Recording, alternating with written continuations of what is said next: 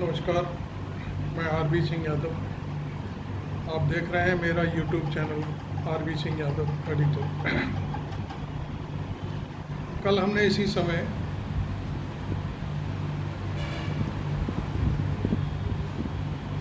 सबसे ज़्यादा लोकसभा सीटों वाले उत्तर प्रदेश की बात करी थी और आज हम करेंगे मध्य भारत की, राजस्थान से लेकर मध्य प्रदेश होते हुए छत्तीसगढ़ तक।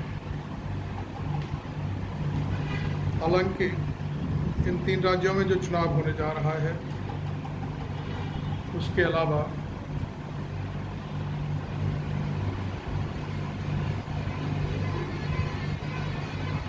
दो अन्य राज्यों में भी चुनाव होगा, लेकिन आज हम केवल इन 3 राज्यों की बात करेंगे जो एक तरह से लोकसभा का सेमीफाइनल है। हालांकि इनमें सीटें उत्तर प्रदेश से ज़्यादा नहीं हैं। यहाँ की टोटल सीटें 65 हैं और इन 65 सीटों में से 62 सीटें बीजेपी के पास हैं। मैं पूरा आंकड़ा आपके सामने रख दूं। राजस्थान की 25 में से 25 सीटें बीजेपी के पास हैं और मध्य प्रदेश की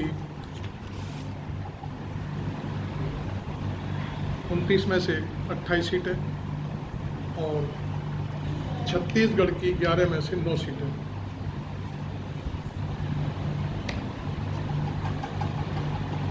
बीजेपी की है।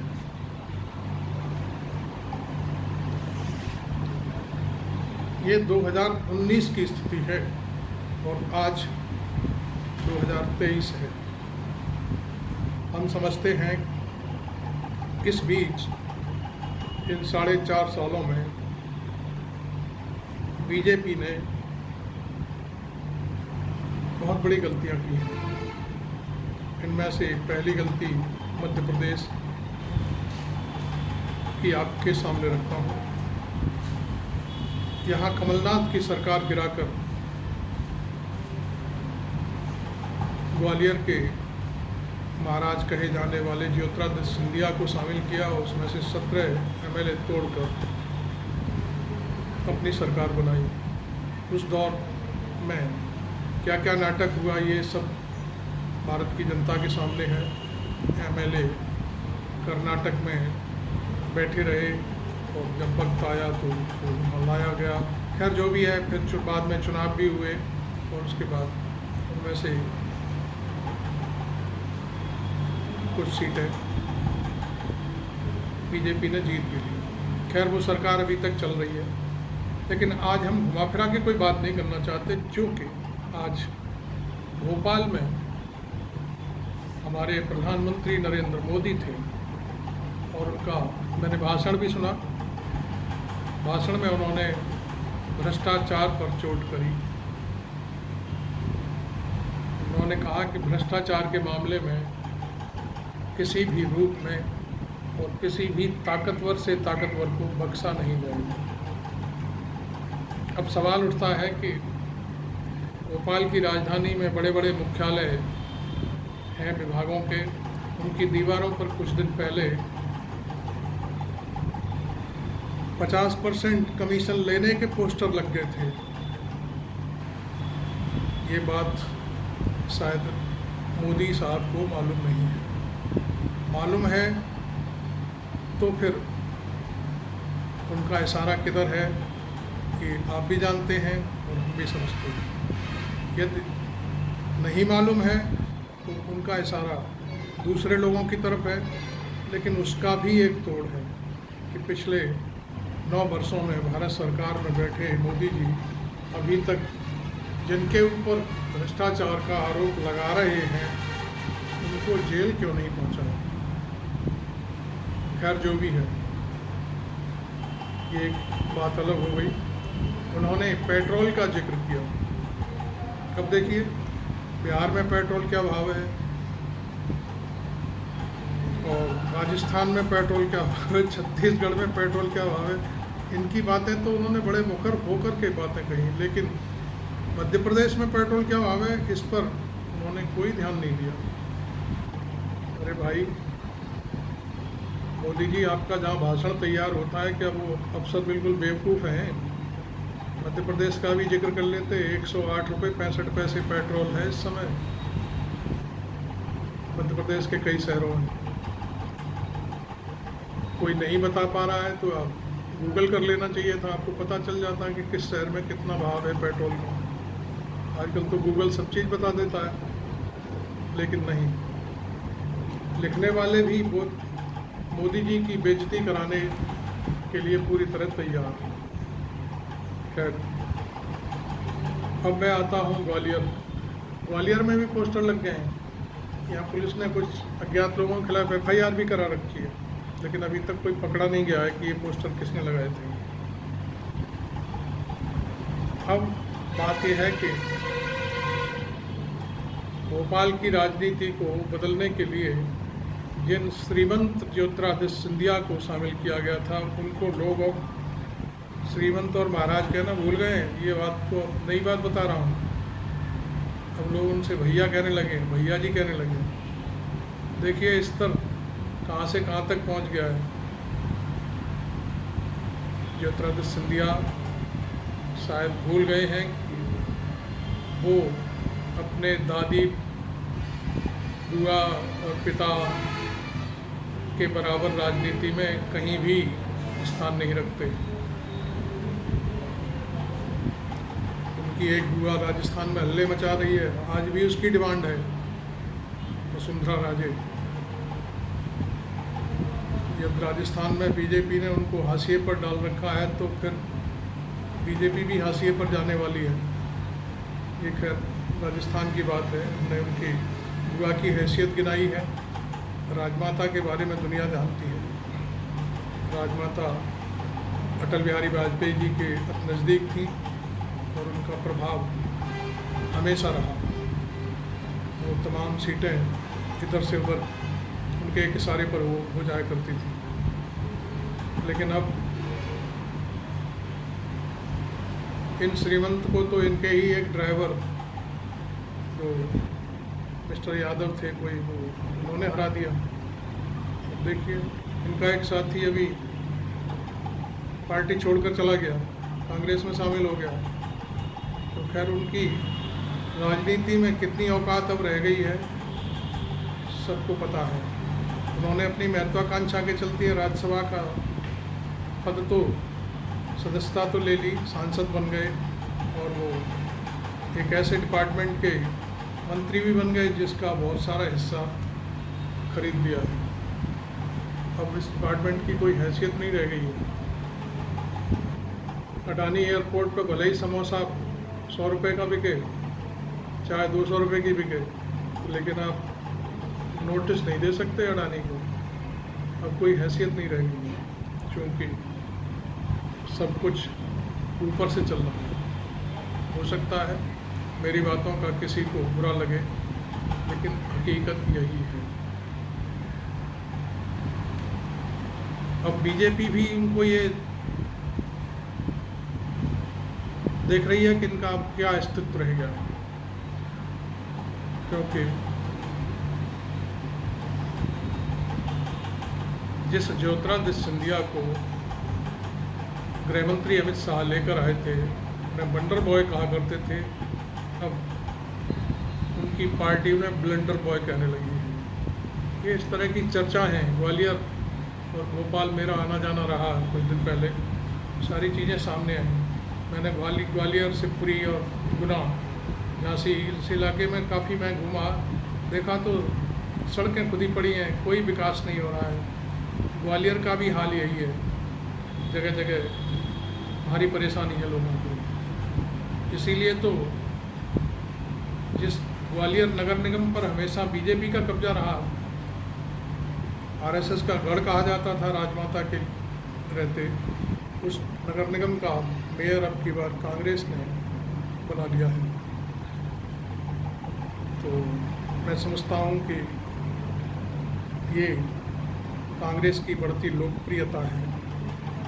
जहाँ भी मैंने हाथ डाला, जिस आदमी से भी मैंने बात करी, हर आदमी कह रहा है बीजेपी अब की बार बहुत कुछ खोने वाली है। मैं समझता हूँ 65 में से 30-40 सीटें भी खो दी तो ये बीजेपी के लिए बहुत बुरा होने वाला है। और आज मोदी जी के बगल में बैठे हमारे सीएम साहब, उन पर तो तमाम आरोप हैं, व्यापम घोटाला, प्याज घोटाला, गेहूं घोटाला और एक ताज़ा घोटाला महाकाल घोटाला। ये कांग्रेस पूरी लिस्ट बना के बैठी हुई है। कांग्रेस अब मोदी या राहुल के चेहरे पर बात नहीं कर रही है, कांग्रेस सीधे सीधे मुद्दों पर बात कर रही है, जो उस समय मुद्दे हैं मध्य प्रदेश में। आज मैं खासतौर पर आपसे मध्य प्रदेश में ही बात करूंगा। मध्य प्रदेश के तमाम सैकड़ों हजारों की तादाद में बीजेपी कार्यकर्ता नाराज हैं, किसी का कोई काम नहीं होता। भोपाल में हफ्तों पड़े रहते हैं, उनकी कोई सुनने वाला नहीं होता, क्योंकि कमान मामा के हाथ में नहीं है, मामी और अधिकारियों के हाथ में है। वो जिसका चाहते हैं उसका काम होता है, जिसका नहीं चाहते उनका कोई काम नहीं होता। मैं आपको बीजेपी के जो गलतियां बीजेपी ने की थी पिछले दौर में, वहाँ से लेकर अब तक की बात थोड़ा सा बताना चाहता हूँ। छत्तीसगढ़ में उन्होंने अपने पूर्व मुख्यमंत्री मिस्टर सिंह को हटाकर बहुत बड़ी गलती करी और उन्हें राष्ट्रीय लेवल पर पार्टी में पद देकर एक बगल कर दिया गया। सिंह मीन साहब जानते हैं, रमन सिंह, और उनका कद बिल्कुल छोटा कर दिया गया। इसी तरह उन्होंने राजस्थान में कुछ लोगों के कहने पर वसुंधरा राजे को एक बगल कर दिया। वसुंधरा राजे को मिलने का समय नहीं दिया जाता। मेरा वीडियो शायद कुछ लंबा हो रहा है, पूरी बात सुनेंगे तो बहुत अच्छा लगेगा। लेकिन राजस्थान पूरी तरह से गहलोत ने यदि वापसी की तो ये बहुत बड़ी बात होगी। यहाँ सचिन पायलट को भी घेराबंदी की, लेकिन अंत में ये बात सामने आई कि सचिन पायलट का कुछ ज़्यादा नहीं है। दौसा, भरतपुर और कुछ इलाके हैं, सवाई माधोपुर वगैरह, इनमें 2 एकड़ सीटों पर उनका दबदबा हो सकता है। यहाँ पर उनकी एक कॉल पर 1,500 लोग इकट्ठे हो जाते हैं तो लोग उसी को भीड़ समझने लगते हैं। इससे कुछ भी होने वाला नहीं है। इसलिए मैं समझता हूँ कि शायद सचिन भी अपनी औकात समझ बैठे हैं, इसलिए वो अब ज़्यादा गहलोत का पीछा नहीं कर पा रहे। गाए बगाए बयानबाजी ज़रूर कर देते हैं, लेकिन बीजेपी भी समझ गई है, उन्हें कोई भाव नहीं दे रही है। जो सचिन से जो उम्मीद बीजेपी लगाकर बैठी थी वो कहीं भी पूरी होती नहीं दिखाई दे रही। जैसे श्रीमंत ने 17 विधायक तोड़ करके वहाँ सरकार कमलनाथ की गिरवा दी थी, सचिन में इतनी पावर नहीं है। हमारा भी तजुर्बा है, 37 साल से हम यही सब चीज़ देख रहे हैं। इसलिए हमारा मानना है कि सचिन भी फेल है, श्रीमंत भी फेल है, और वहाँ पर छत्तीसगढ़ में भूपेश बघेल का दबदबा सबसे ज़्यादा हो चुका है। भूपेश बघेल ने पहले तो कांग्रेस में जो उनके खिलाफ लॉबी थी उसको ठीक किया और उनको उनकी औकात दिखा दी, और वो ये भी तय हुआ कि वो राजीव गांधी के सबसे परम प्रिय मुख्यमंत्री हैं। पिछले विधानसभा चुनावों में उन्होंने उत्तर प्रदेश के प्रभारी के रूप में कमान सौंपी गई। उन्होंने जितना हो सका किया, जिसमें सफलता हाथ नहीं लगी वो एक अलग बात है, लेकिन वो अपने प्रदेश में एकदम पूरा काम कर रहे हैं। बहुत खबरें आती रहती हैं, मेरा अपना एक संवाददाता है, बताता है, भूपेश बघेल कांग्रेस के सबसे बड़े इस समय छत्तीसगढ़ के लीडर हैं और सीएम होते हुए भी बड़ा लीडर तो हो ही गया। इसके बाद अब अगली जो रणनीति है वो ये है कि राहुल गांधी एक बहुत बड़ा कद बन चुका है, जिसके पास पहुंचने की अब किसी में कोई ताकत नहीं। ये पिछले साल की पदयात्रा का लाभ मिला। 2014 में जो कांग्रेस पूरी तरह से डमाडोल हालत में थी, वही कांग्रेस आज बहुत बड़ी ताकत बन के उभरी है।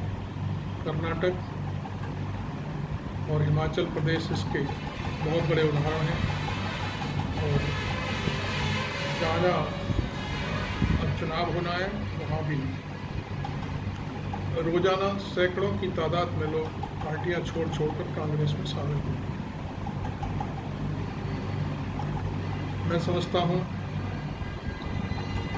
एक दौर और आने वाला है, इसमें राहुल गांधी की दूसरी पदयात्रा शुरू होने वाली है, जो गुजरात से शुरू होगी, सोमनाथ के मंदिर से शुरू होगी और सीधे असम तक जाएगी। उसमें हम समझते हैं कि राजस्थान का काफ़ी बड़ा हिस्सा होगा, हो सकता है थोड़ा बहुत हिस्सा मध्य प्रदेश का भी कहीं से होकर के डाल दिया जाए और यूपी का बहुत बड़ा हिस्सा इस पदयात्रा में शामिल होगा। बिहार भी है, बंगाल भी है और असम होते हुए गुवाहाटी तक जाएगी। इसलिए अभी कुछ भी कहना संभव नहीं है, क्योंकि अभी हम केवल जो हर पार्टी के, आरएसएस के, सरकार के, सरकारी एजेंसियों के जो सर्वे आ रहे हैं, जो हमारे तक सूचनाएं पहुंच रही हैं, उसमें मध्य प्रदेश, राजस्थान में बीजेपी बहुत लॉस की तरफ है। आरएसएस खुद अपना सर्वे में लॉस मान के चल रही है। पार्टी कुछ भी कहे, पार्टी तो कोई पार्टी नहीं कहती कि हम हार रहे हैं, लेकिन जो बाहर की एजेंसियां हैं जो जिनको किसी के हारने और जीतने से कोई मतलब नहीं होता, उन लोगों का अपना मानना है कि बीजेपी बहुत लॉस में जाने वाली है। आप देख रहे हो मेरा YouTube channel RB Singh Yadav, इसे सब्सक्राइब करें, फॉलो करें और ज्वाइन करें और मेरे वीडियो को आगे बढ़ाएं। इसके लिए उसे शेयर कर दूसरे लोगों तक पहुंचाएं। जय हिंद, जय भारत।